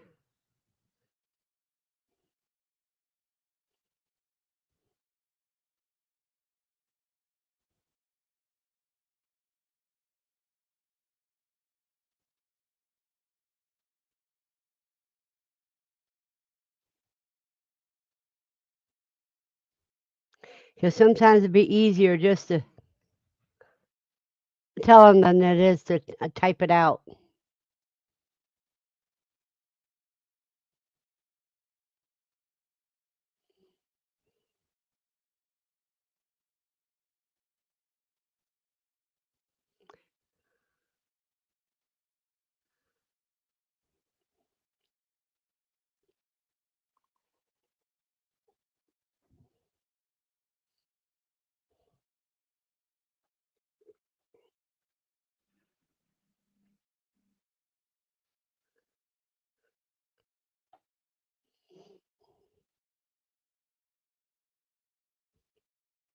You didn't put the whole flower in it. You just put the blooms in, right?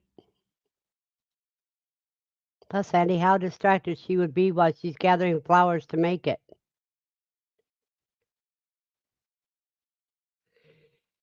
It should work, Nikki.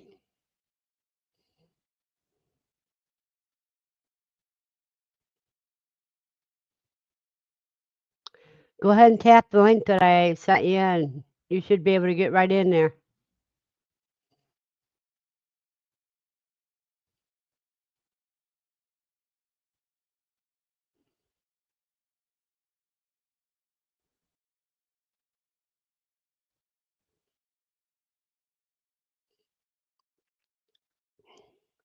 But I did look up how to make candied violets.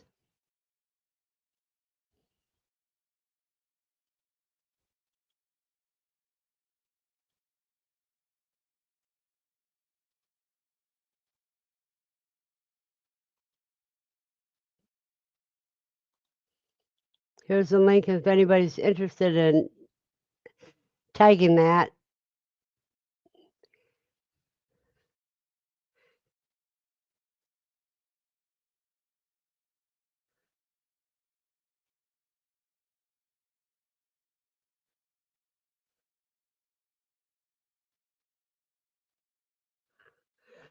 Oh, all the places I have to go, Andy. I could probably spend all day picking violets.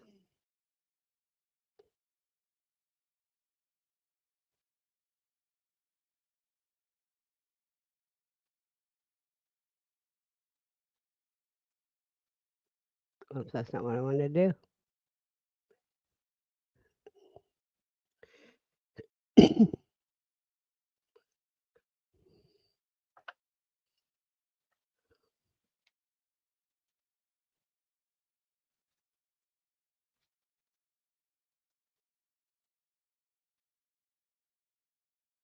Hey, Rita, are you still here?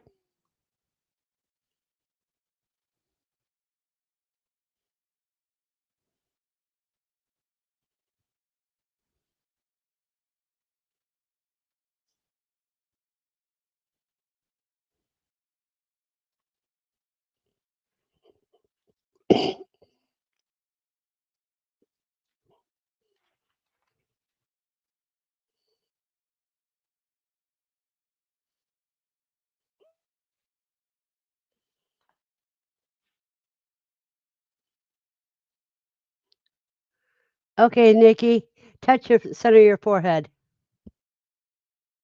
Okay, that way I know it's you. Good morning. Good morning. Okay, so now Andy can ask you all the questions on that. So, how much water did you boil? About the same amount of water as you did flowers?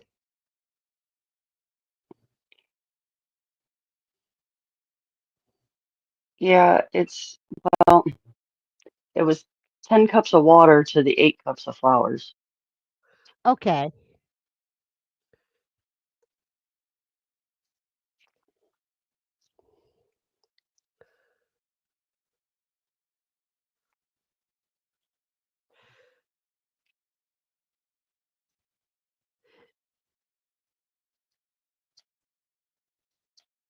Have you tried making dandelion?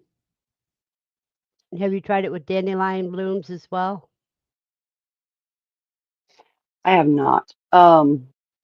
My friend that I do the swaps and stuff with, she did dandelion jelly this year. Cool. That because that's another thing that people call them weeds, and if you can get them in areas that they haven't used herbicides on. Yeah, they grow like crazy. I have them all over my yard, so it's great to forage. I have dandelions all over my yard too, but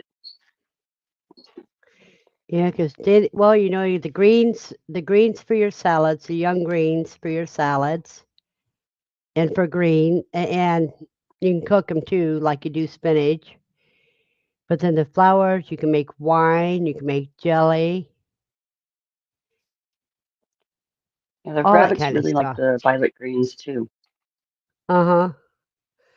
See, the only thing you have to be careful is don't give them any roots because the roots are purgers. Yeah, no, just the flowers. I don't want to dig any roots because I don't want to lose any of them. I like the fact that they grow all over here. Right.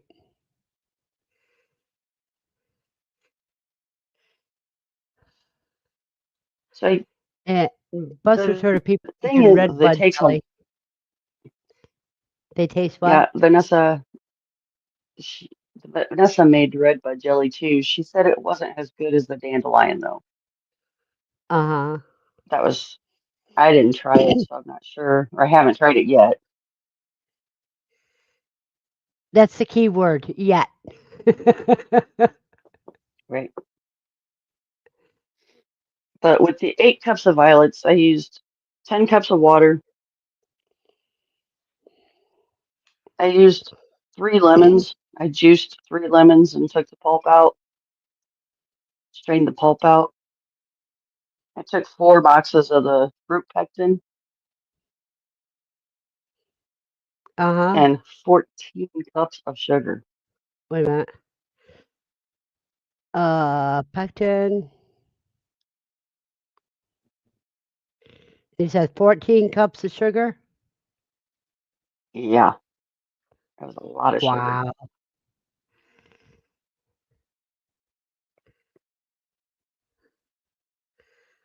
Wow, that is a lot of sugar. Yeah, yeah.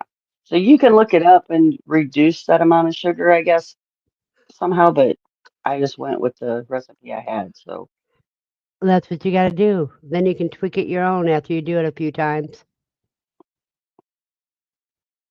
yep, But you have to have the sugar to activate the pectin to make it solidify. yeah, yep. The first batch went really good. The small batch went really good. The second batch, I had a little more trouble getting it jarred in time because it was starting to set up as I was trying to get it jarred. So, She says, "What about the but it still 2 tastes the cups of same. flowers?" Yeah, she wants to know how much water you use with the 2 cups of flour. Uh, The 2 cups of flour were, see if I can,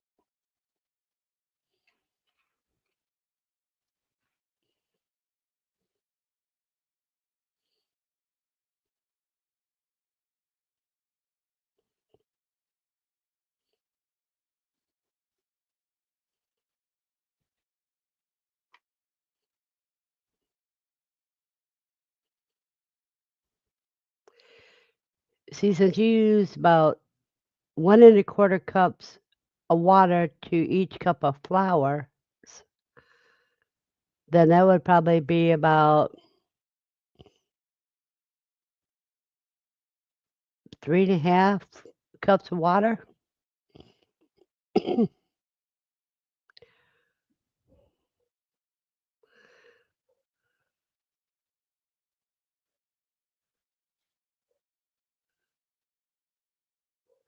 Are you frozen, Nikki? I think she's frozen.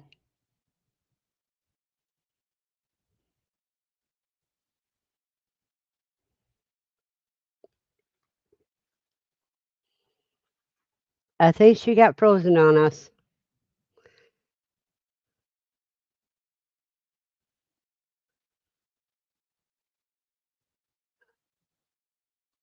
I agree.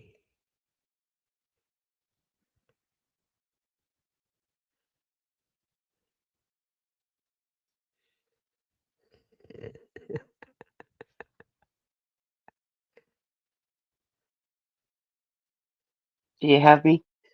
Now we see you. Okay, on the 2 cups of Okay. flour, you used how much water?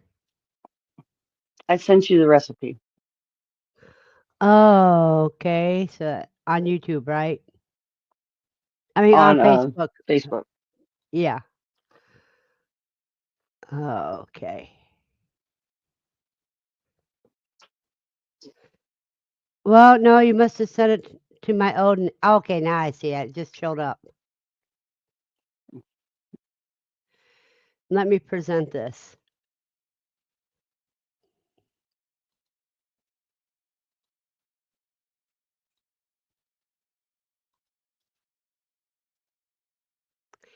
There you go, Andy. 2 to 3 cups of loosely packed violet blooms, the juice of 1 large lemon, 2 1/2 cups of boiling water, 1 package of Sure gel pectin, and 3 1/4 cups of sugar.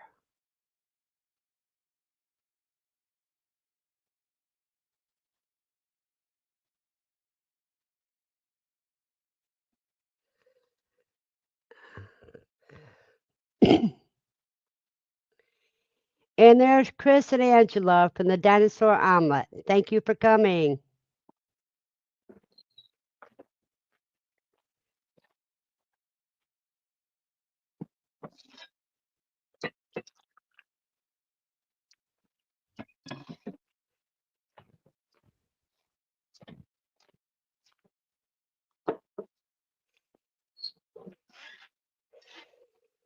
So that's a great recipe. Everybody got jotted down what they needed on that one.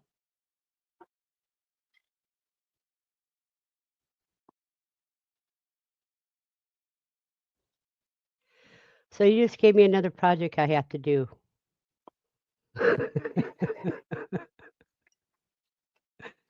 And I'm not done So I made the organizing first my. batch, and Go ahead. I, I You made made the the first first batch. batch, and Brad was like, "Oh, this is really good." He's like, "You have to make more of this now because we only got 3 jars out of it. Well, we got 4 jars, but there was only three extra He jars." Yeah, because he He's had like, to "You're eat gonna have to one make jar. more of this." Yeah, Steve wants to know what's the violet jelly taste like.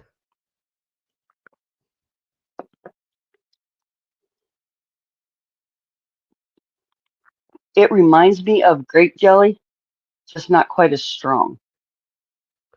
Now that Just means I would like a like it. milder flavor.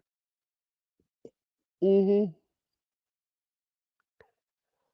So now I'm gonna have to end up making some dandelion jelly and some violet jelly.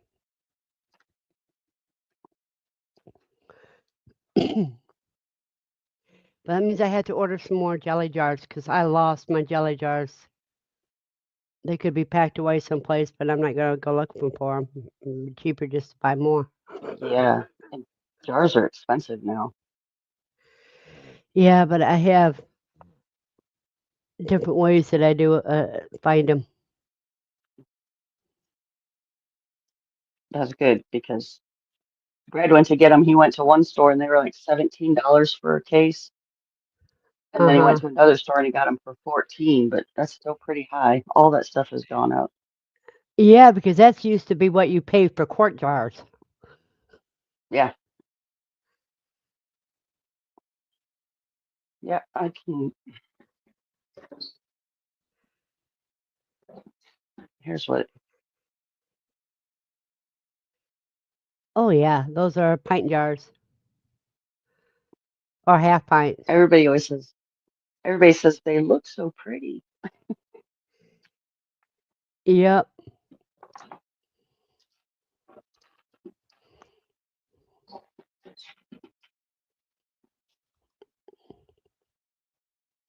I can't see any of the Now let me comments. I see. don't know if there's any. Okay, let me. I'm trying to do two things at once as usual. So after Andy says it's just a pretty color. Hmm. She says she saw a case of jars for sale on Marketplace for $30 a case. Ouch. Yeah. Let me see what Amazon says. Um, I'll just type in jelly jars.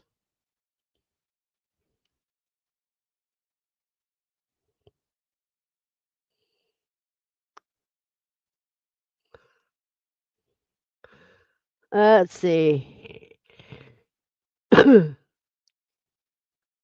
4-ounce jelly jars. How many's in that thing? 16 packs for $22.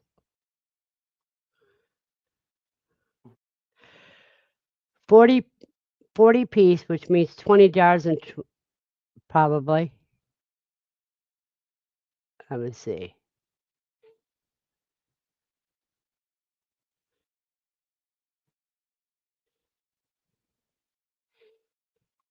For $28, you might as well say.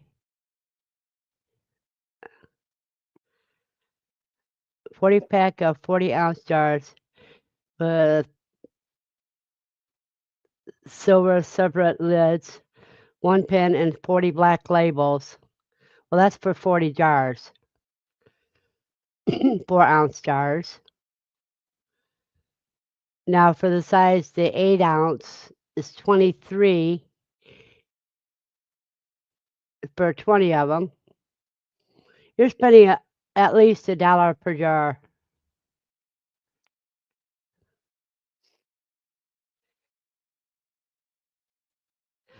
Oh, then you can get some for $10.30.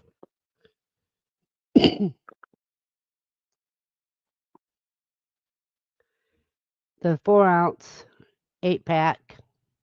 That's still the same price. You get a 60 piece for $30.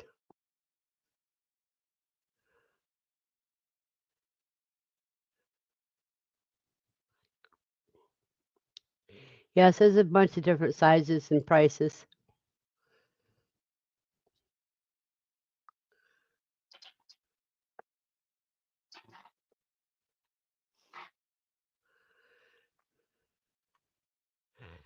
But that's a lot of interesting things because right now is a good time to start your jellies and jams, mostly with the wild things. Then you're just paying out an arm and a leg for the Yeah. pectin and the jars and the sugar.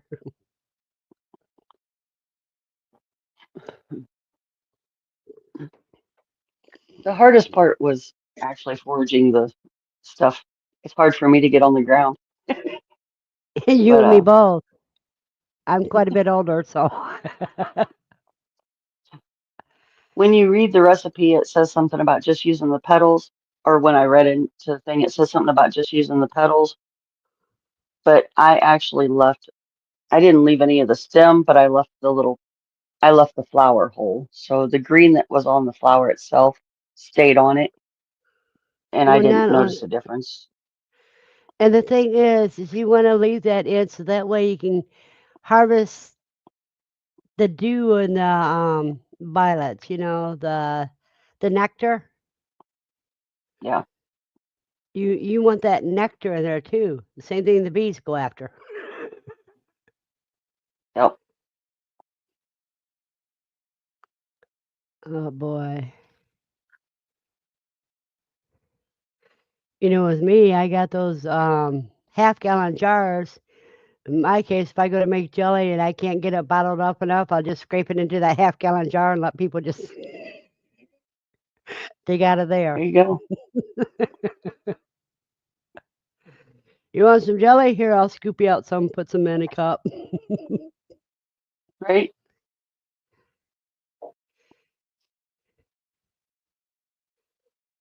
Yeah, but how many jars is that, Andy?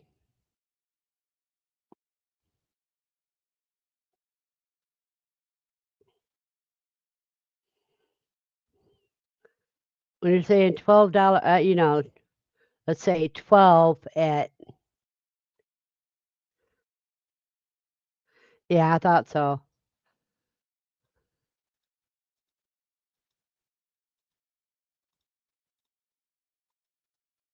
That makes them 79 cents a piece.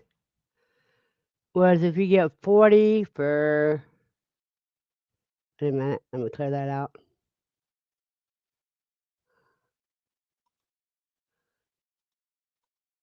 One there that was what, $28, I think I said, Yeah, you said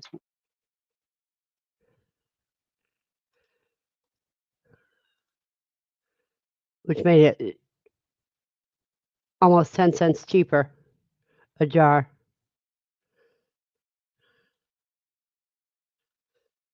And it's better to have too many instead of not enough yeah. because you can always find a use for the rest of them.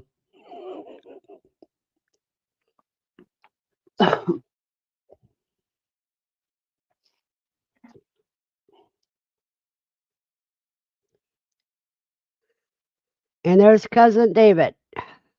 Well, the old guy is late again. Define old, David.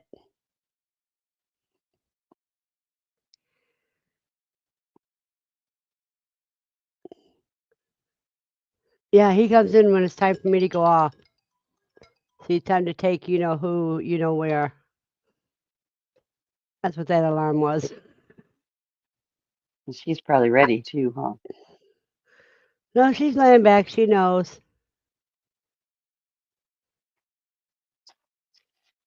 Well, because, you're trying to get him to say what old is.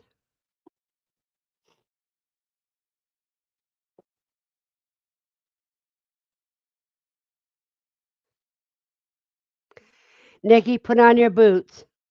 David Lister's in here, so it's going to get deep.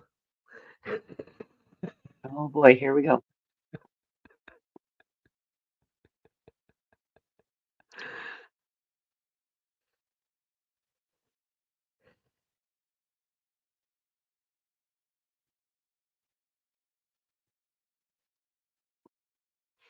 That might work in your area, Andy, but not in this area. It used to work, but not anymore. Their sale prices are only about $1 cheaper than their than the normal price at Dollar General. Yeah, Brad went to Dollar General first to look for jars, and they didn't even have any. They had lids, but they didn't have any jars.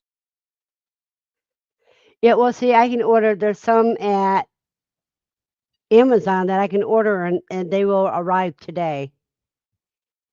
Yes, Desiree, you're a little late. I'm supposed to be off. I'm usually off by now.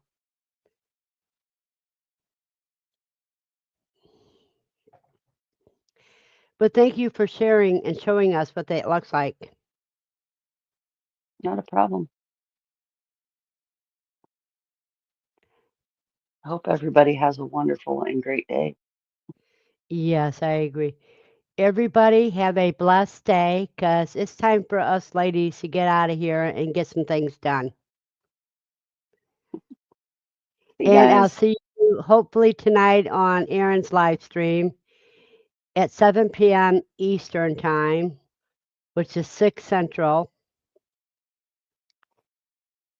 And then then hopefully Sunday at noon at Matt's. Everyone have a blessed day.